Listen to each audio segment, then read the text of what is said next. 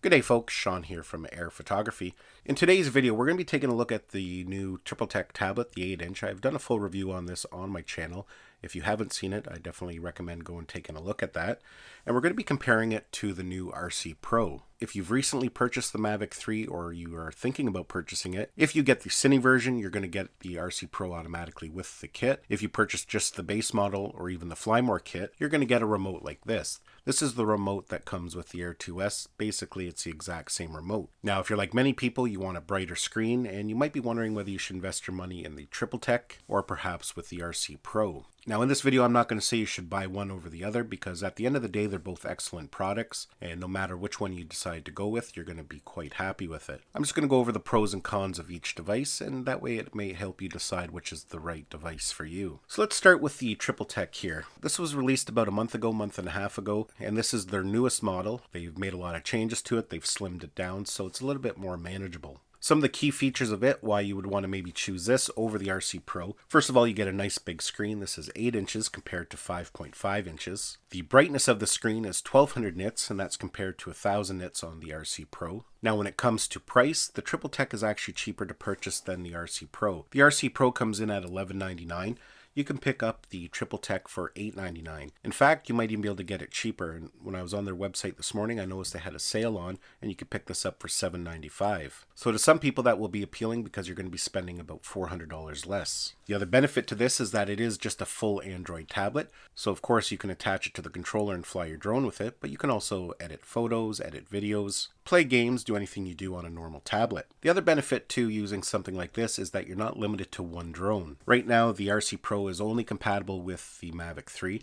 Now that could change down the road with the firmware update. They may make it compatible with some of the older drones, and going forward as new drones get released, most likely they will be compatible as well. But you're limited to the DJI brand. With the TriplTek, you can fly Autel drones, Hubsan drones, Parrot drones, pretty well any drone that has an app that will run on Android. In that aspect, the TriplTek is a little more versatile. The TriplTek is extremely durable and waterproof. It's made with military specifications, so you know it can take a little bit of abuse. It's 4G compatible. You can put a 4G SIM card in there and use it like a phone and get all the data you need for maps and different things nice and easy. You'll get longer battery life using the TriplTek and the standard remote controller. There's a very large battery in this TriplTek, so you know you're going to be able to use it for quite some time. Unlike the RC Pro where the battery has to feed power to the controller and to the monitor, the TriplTek has more internal storage memory. It comes with 256 gigabytes of storage. There's only 16 gigabytes of internal memory on the RC Pro. Both are expandable with a memory card. However, with the TriplTek, you can go all the way up to a 1 terabyte SD card. So as you can see, the TriplTek does have quite a few advantages over the RC Pro. But let's go over to the RC Pro because it too has some advantages over the TriplTek.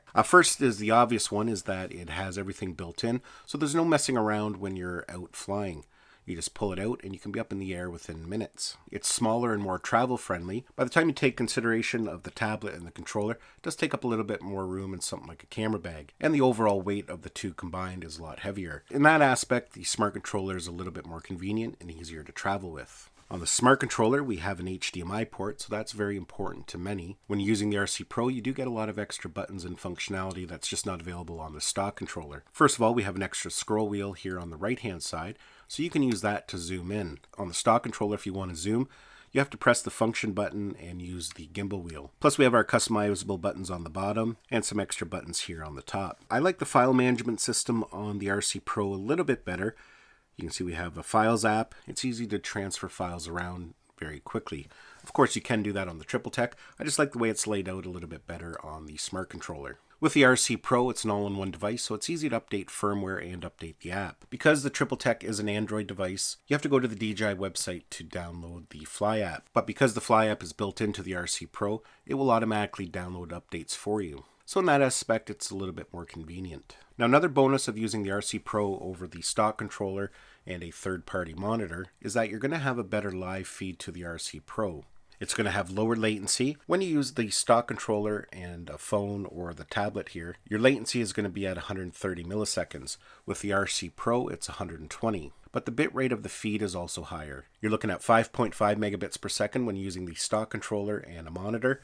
With the RC Pro, it's 15. The live view also comes in at 1080 at 60 frames per second. Now that's just a very minor difference. Both actually are going to have a nice feedback to the display, but as mentioned, the quality will be just a little bit better. Now when it comes to the displays, I find that the RC Pro is just a little bit sharper. The icons, text, everything just looks a little bit nicer. It looks pretty good on the TriplTek, but I would have to go with the RC just looking a little bit nicer. Now one question I know a lot of people are going to ask is whether you're going to get better range using the RC Pro or using the stock controller with something like an iPhone or even the TriplTek here. Now, I can't say 100% for certain because I've never done a range test. And even if I did a range test, there's so many environmental variables that would affect the signal, so it's almost impossible to do a fair comparison. All I can state is going by the specs that DJI offers. According to DJI, the specifications for transmission are the same on the stock controller, or whether you're using the RC Pro. The RC N1 controller that comes with the Mavic 3, according to DJI, is fully capable of OcuSync 3 Plus. If you check the specifications,